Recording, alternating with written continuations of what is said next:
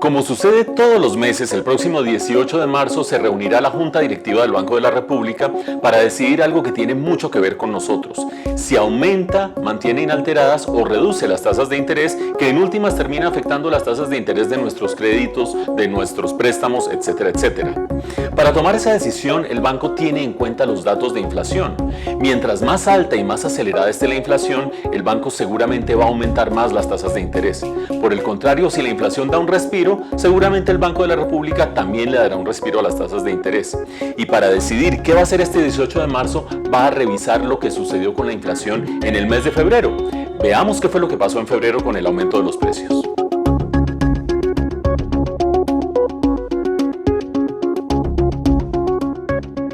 Los datos de inflación del mes de febrero ofrecen un panorama agridulce. Por un lado, una mala noticia que es evidente. La inflación para los últimos 12 meses en febrero fue de 7,59, lo que representa un aumento frente a lo que había sucedido en enero, que era 7,45 para los 12 meses previos. Sin embargo, detrás de esa cifra hay algunas cosas buenas que vale la pena destacar. La primera de ellas: aunque aumenta la inflación, aumenta a un ritmo menor que el que venía aumentando en meses anteriores. Eso se ve claramente en la medida en que la gráfica va perdiendo la pendiente, va haciendo una pendiente un poco menor. Las buenas noticias van además dentro de los componentes de la inflación. En este gráfico lo que vemos es los principales componentes de la inflación, y ahí está clarísimo que los dos rubros que han jalonado la inflación en Colombia en los últimos meses son, por una parte, los alimentos y por otra parte los bienes transables. ¿Qué son los bienes transables? Los que dependen del precio del dólar. Y es claro que con una devaluación tan grande como la que hemos tenido desde 2014, tenían que aumentar el precio de los bienes transables. ¿Cuáles son las buenas noticias? Que, como se ve en el gráfico, tanto la inflación de los alimentos como la inflación de los bienes transables empieza también a quebrar lentamente su pendiente. Siguen aumentando, pero aumentan a un menor ritmo. Eso significa que, de alguna manera, los grandes motores de la inflación se están empezando a frenar, y ojalá se sigan frenando, sujeto a lo que suceda obviamente con el clima y a lo que suceda con el dólar. Pero veamos la última ventaja que traen, o la última buena noticia que traen los datos de la inflación de febrero.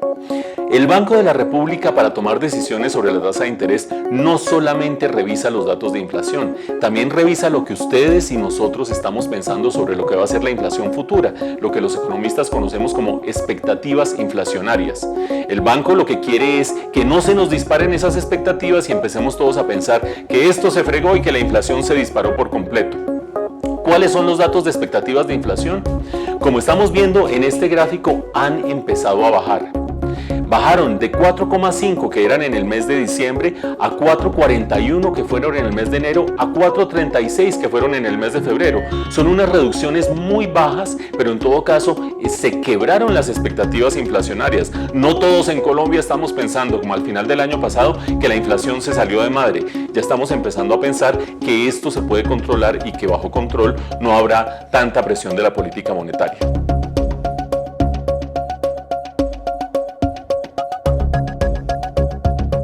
Como hemos visto, los datos de inflación del mes de febrero son preocupantes porque la inflación sigue aumentando, pero no tan preocupantes porque se están desacelerando los componentes que han jalonado la inflación en los últimos meses, los alimentos por un lado y los precios de los transables por otro lado, pero sobre todo porque las expectativas de todos nosotros, de todos los colombianos, sobre lo que va a ser la inflación en el futuro están empezando a moderarse. Ese conjunto de datos seguramente le quita presión al Banco de la República. ¿Y qué irá a hacer el 18 de marzo?